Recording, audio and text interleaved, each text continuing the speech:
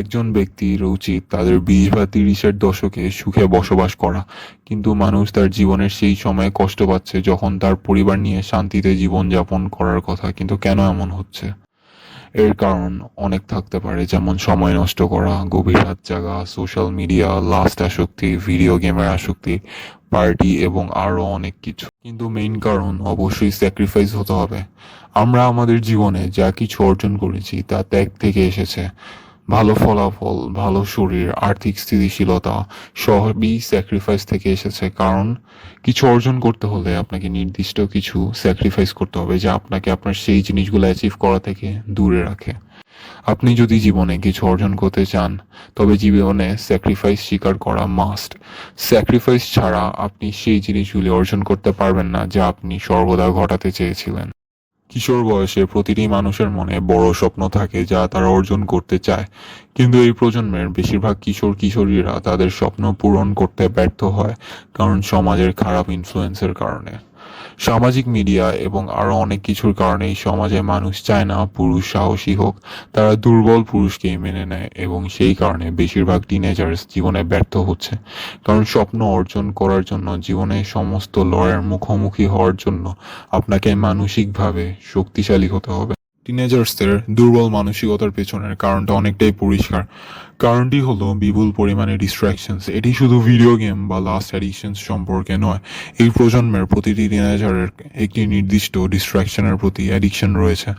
তাদের মধ্যে একজন ধূমপান বা উইডস গ্রহণে অ্যাডিক্টেড হতে পারে এবং অন্য একজন লাস্টে অ্যাডিক্টেড হতে পারে। কিন্তু আমাদের প্রজন্মের দুঃখজনক সত্য হলো, খুব কমই সংখ্যক টিনেজার তাদের স্বপ্নের দিকে ফোকাস করে এবং সব ধরনের ডিস্ট্রাকশন এড়িয়ে চলে। আর সেই কারণেই খুব কম সংখ্যক টিনেজার পরিশ্রমী এবং দৃঢ় মানসিকতার অধিকারী, এবং সেই কারণেই তাদের মধ্যে অল্প সংখ্যক সফলতা অর্জন করতে পারে এবং কিশোর বয়সে তারা যে লক্ষ্যগুলিকে মাথায় রেখেছিল তা অর্জন করতে পারে। একটি সুন্দর ও উন্নত সমাজ গঠনের জন্য আমাদের প্রত্যেককে কঠোর পরিশ্রম করতে হবে এবং আমাদের স্বপ্নের পেছনে ছুটতে হবে। কিন্তু আমরা জানি যে আমাদের বেশিরভাগই মনোযোগী নই, কারণ তাদের ফোকাস এমন জিনিসগুলির দিকে পরিচালিত হয় যা জীবনে ইউজলেস এবং নেগেটিভ এফেক্ট দেয়, এবং এই ইউজলেস জিনিসগুলো এই প্রজন্মের ডিস্ট্রাকশনস থেকে আসে।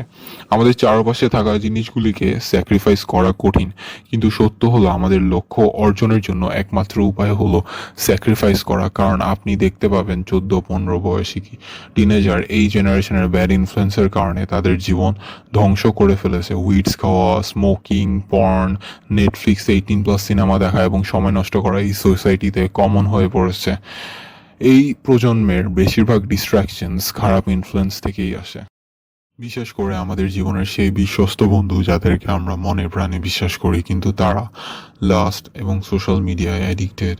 তাদের সাথে মিশে আমরা ধীরে ধীরে তাদের একজন হয়ে যাই।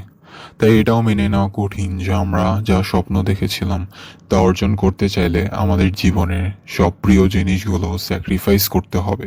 এই পৃথিবীতে কোনো ব্যক্তি তাদের কমফোর্ট জোনে জীবনযাপন করে তাদের স্বপ্ন এবং সাফল্য অর্জন করতে পারেনি। এটা বিশ্বাস করা কঠিন যে এই প্রজন্মের বেশিরভাগ টিনেজার আসক্ত হয় যতক্ষণ না আমরা সেসব ফ্রেন্ডদের সাথে মিশে যাই। একইভাবে কঠোর পরিশ্রমের কথা ভাবা কঠিন যতক্ষণ না আমরা এমন লোকদের সাথে মিশি যারা মনোযোগী, কঠোর পরিশ্রম করে এবং তাদের স্বপ্নের পিছনে ছুটে যায়। তাই আমরা যা চাই তা অর্জনের জন্য আমাদের সেই মানুষদের সাথে মিশে যেতে হবে যারা কঠোর পরিশ্রম করে এবং ডিস্ট্রাকশনস এড়িয়ে চলে। তবেই আমরা জানতে পারবো যে আপনার সস্তা ডোপামিনগুলো স্যাক্রিফাইস করা এবং প্রকৃত ডোপামিনের জন্য দৌড়ানো কত সহজ। যে কোনো ছেলেরই পুরুষ হওয়ার পটেনশিয়াল আছে এবং তার জন্য তাকে কঠোর পরিশ্রম করতে হবে। কোনো এক্সকিউজ ছাড়াই প্রতিদিন এটি করতে আটকে থাকতে হবে, তবেই সে সাকসেস অর্জন করবে।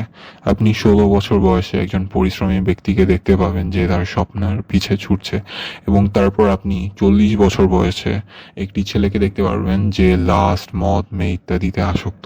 এর কারণ হলো যে সবাই হার্ডওয়ার্কিং মানসিকতা অর্জন করতে পারে না, এবং এর প্রধান কারণ অ্যাডিকশনস। এটি থেকে বের হওয়ার একমাত্র উপায় হলো স্যাক্রিফাইস।